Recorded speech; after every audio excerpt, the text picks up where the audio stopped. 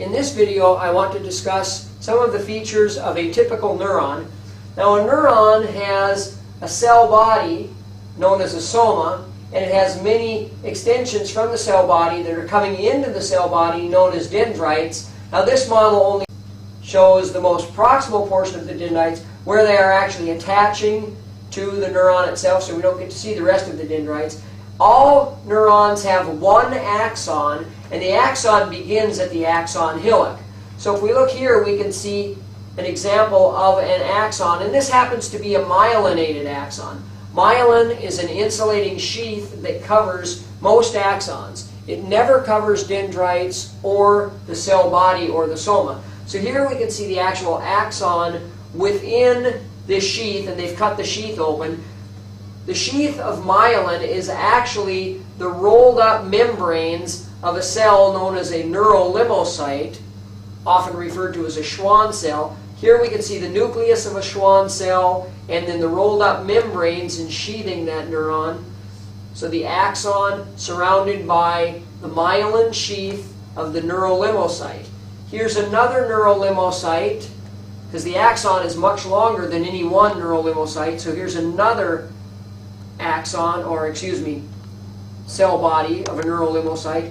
And in the junctions between two adjacent neurolimocytes, we have an area that is called the node of Ranvier. So here's one, here's another. Those are nodes of Ranvier.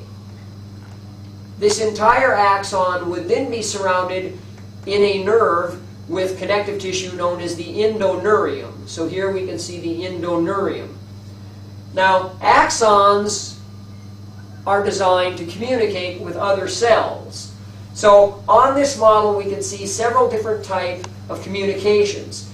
When one axon communicates with another axon, we call that a synapse. And there are different forms of synapses.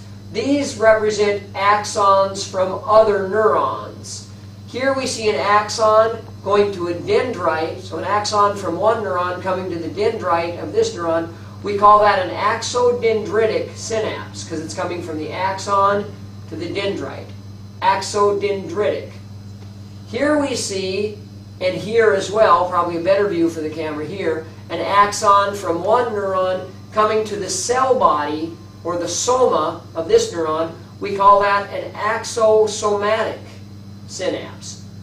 Axon of one to the soma of this one, axosomatic. Here we see kind of a special case where an axon from one neuron is coming to the axon hillock region of this neuron. We call that an axoaxonic synapse. An axoaxonic synapse. Now if we look inside this neuron, we can see the nucleus, and we see these little blue dots. These blue dots represent what are called Nissl substance. Notice Nissl substance is found in the soma and can be found out in the dendrites, but it is never found within the axon or even the axon hillock. So if we go back to the representation of the axon with the Schwann cell, we can see in here mitochondria and axonic vesicles. These are vesicles carrying neurotransmitter through this axon. They are not Nissl substance. So a little faux pas by the model manufacturer. Here the blue was Nissl substance.